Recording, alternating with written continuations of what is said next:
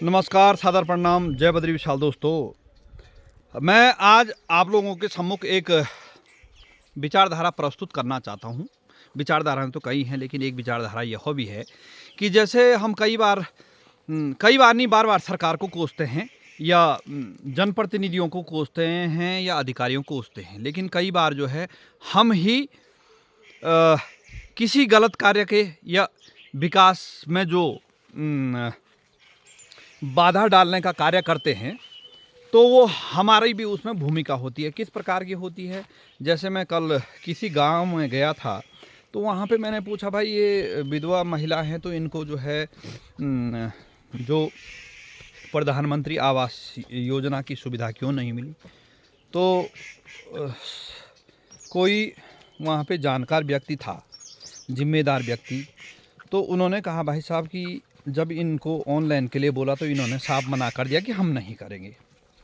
तो आज जिन्होंने वो चीज़ें ऑनलाइन की जो प्रक्रिया थी, उस प्रक्रिया में इन्होंने पूर्ण रूप से मनाही कर दी, इसलिए ये आज उस चीज़ से वंचित रह गए, उस लाभ से जो सरकार द्वारा दिया जा रहा था।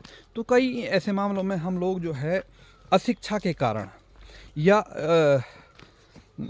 अज्ञानता के कारण या जिसको अंग्रेजी में मिसगाइड कहते हैं, उसके कारण हम जो है उसका शिकार हो जाते हैं और हम उस लाभ से, सरकारी लाभों से वंचित हो जाते हैं। तो मेरे बोलने का तात्पर्य ये है कि कहीं पे भी कोई जागरूक व्यक्ति है, यदि गांव में हो, शहर में हो, तो वो जागरूकता का परिचय दें। और जो गरीब तबके के लोग हैं, बहरहाल तो हमारे देश में तो गरीब और ही गरीब होते हैं। आपने देखा होगा विगत समय में जो है जिनके कई वाहन चल रहे हैं, कई ठीक ठाक, वो गरीबी रेखा से नीचे जीवन यापन करने वाला राशन कार्ड रखा है। ये सरासर गलत है। कई बुद्धिजीवी लोग हैं जो रखते हैं, बोला आ रहा है सरकार का, आने दो, लेकिन कहीं ना कहीं आध्यात्मिक दृष्टि से देखा जाए तो हमें उसको उसका कई गुना जो है हमको उसका जो है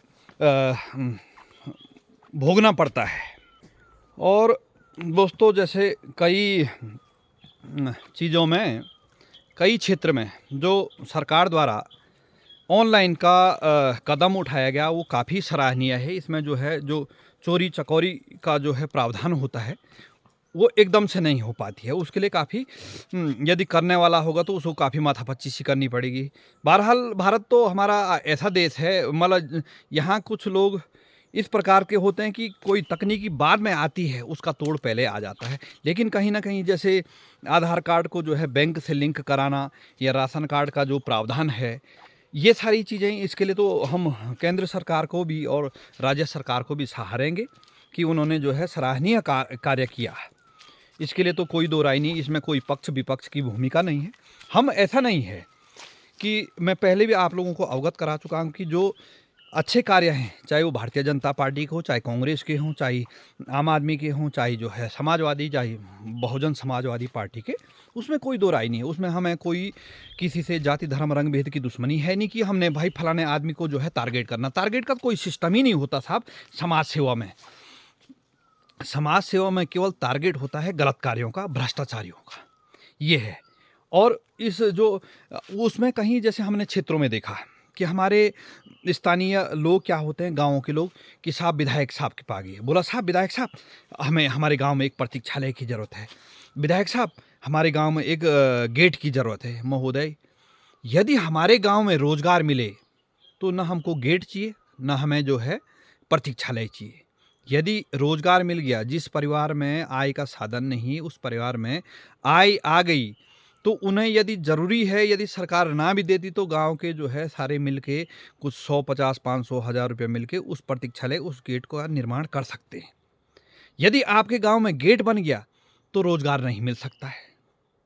यदि आप जनप्रतिनिधि को, हम लोगों ने ये बताना है, अब कोई विधायक महोदय या कोई सांसद महोदय तो हर गांव की स्थिति तो जानता नहीं, लेकिन गांवों के जो छुटभैया नेता हैं, जो अपने को विधायक से ऊपर, सांसद से ऊपर, मंत्रियों के साथ फोटो फाटो खिंचा के ये करते हैं कि हमारी पहुंच यहाँ तक है। लेकिन महोदय, उनसे मेरा विनम्र निवेदन है कि वो ऐसे कार्य करें जिससे आपके पीछे आने वाली पीढ़ी है, उनके लिए सुलभता हो और उनके लिए वो चीज़ों का उन उन चीज़ों की सुविधा हो। जैसे सड़क निर्माण है या गाँव में कोई जो है सरकारी उस बजट का प्रावधान है। सरकारी बजट का तात्पर्य जैसे रोज़गार संबंधी, जैसे किसी को आजकल उद्योग विभाग से जो है जो ऋण वगैरह मिल रहा है, तो उसका बनाइए आप, डेयरी फार्म बनाइएगा, मुर्गी फार्म जो भी है, उसको बनाइएगा। उससे क्या हो जाता है, एक गाँव से पलायन होने की समस्याएँ खत्म हो जाएँगी।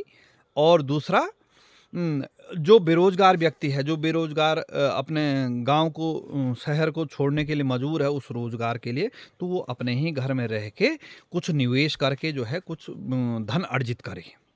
तो ये है। और वीडियो बनाने का मुख्य तात्पर्य ये है कि जो स्थानीय जनप्रतिनिधि लोग हैं गाँवों के, प्रत्येक गाँव में 2-4 8-10 2-4 8-10 होते ही होते हैं।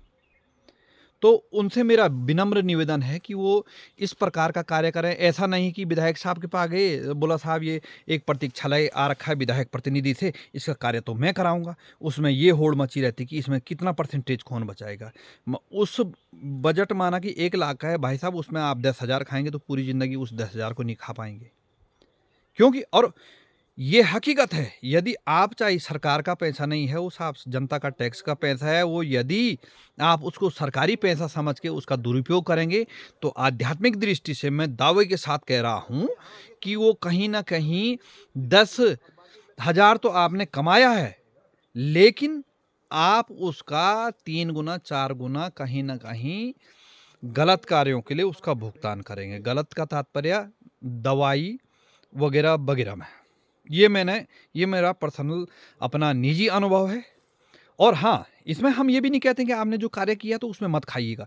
जो जायज़ है, जैसे आपका दिहाड़ी जितना बनता है, जो आपका आने-जाने का खर्चा है, उसको आप जो है जो जायज़ है उसको ले लीजिएगा। लेकिन ऐसा नहीं है कि साहब लिपापोती की ऊपर से जो है थोड़ा-सी अधिकारी महोदयों को जो है दे दिया और इसको दे दिया, उसको दे दिया, तो वो जो है वो चीज़ें ठीक शोभा नहीं देती हैं। और कहीं न आध्यात्मिक दृष्टि में आपको पता ही है कि हम आध्यात्मिकता की ओर ज़्यादा विश्वास करते हैं। तो उसका कहीं न कहीं उस पैसों का आपके सामने उसका दुरुपयोग होगा। आपके पास वो पैसे आप तो कहेंगे कि यार मैंने इतने कमा लिए, लेकिन महोदय आप उस घड़े को भर रहे हैं, जिसके घड़े में जो है जिस घड़े में नीचे से जो है उसके तले पे छेद है। क्योंकि आप भरते रहोगे उतना निकलता रहेगा। लेकिन आप अपनी बुद्धिमत्ता से सोचो कि मैंने इतना कमा दिया, तो गलत। ये आपकी जो है सोच गलत है और आपकी विचारधारा गलत है। तो मेरा बोलने का तात्पर्य यही है कि ग्रामीण क्षेत्रों में जो आज विकास नहीं हो पा रहा है, तो उसके लिए हम जनप्रतिनिधि और सरकार को दोष नहीं देंगे। उस उसका दोष हम ग्रामवासी, क्षेत्रवासी और जो छुटभैया नेता हैं, जो विधायक, सांसद के जो है अगल-बगल में जाके फ़ोटो खींचते, झंडा-डंडा बोकने वाले कुल मिला के, मैं सीधे यही बोलता हूँ। वही उस जनप्रतिनिधि को मिसगाइड करते हैं, साहब यहाँ पे एक प्रतीक्षालय होना चाहिए। महोदय, प्रतीक्षालय की ज़रूरत ही कहाँ है? उस गाँव में प्रतीक्षालय, हाँ, कोई पंचायती घर है, लेकिन पंचायती घरों की आपने देखा होगा ग्रामीण क्षेत्रों में पंचायती घरों की 1 साल के अंदर, 6 महीने के अंदर उसकी बुरी स्थिति हो जाती है। उसको यदि बना है सरकारी भवन, तो उसका अपना जो है घर का जैसा इस्तेमाल करें। उसकी जवाबदारी प्रत्येक ग्रामवासी की, प्रत्येक क्षेत्रवासी की है। तो दोस्तों, इन्हीं शब्दों के साथ अपनी वाणी को विराम देता हूँ और मेरे बोलने का तात्पर्य ये है कि जनप्रतिनिधि से ज़्यादा जवाबदारी हमारी है। जनप्रतिनिधि केवल 5 साल का है, लेकिन हम तो परमानेंट जब तक जी रहे हैं तब तक के हैं ना। हम तो हुए हमारे आने वाली पीढ़ी के लिए है ना। जनप्रतिनिधि तो 5 साल ज़्यादा से ज़्यादा 2 बार अच्छा कार्य रहा है तो 10 साल रहेगा। उसकी जवाबदारी थोड़ी है। वो प्रत्येक नागरिक की जवाबदारी है कि वो जो है उनको किस तरह से गाइड करें। इन्हीं शब्दों के साथ अपनी वाणी को विराम देता हूँ। हार्दिक आभार, धन्यवाद, जय बद्री विशाल, सादर प्रणाम।